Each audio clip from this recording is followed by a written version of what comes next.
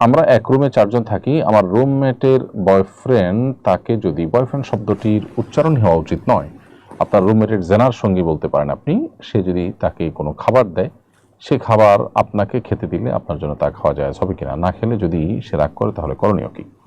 প্রথম কথা হলো যে মুসলমান, তার কাছে গুরুত্বপূর্ণ হলো আল্লাহর আনুগত্য।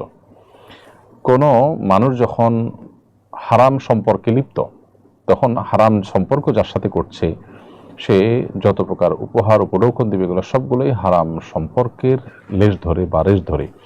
অতএব হারাম সম্পর্কের রেশ ধরে যা কিছু দেয়া হবে সেটাও হারামই হবে, সেটা গ্রহণ করা তার জন্য জায়েজ নাই, আপনার জন্য জায়েজ হওয়ার প্রশ্নই ওঠে না।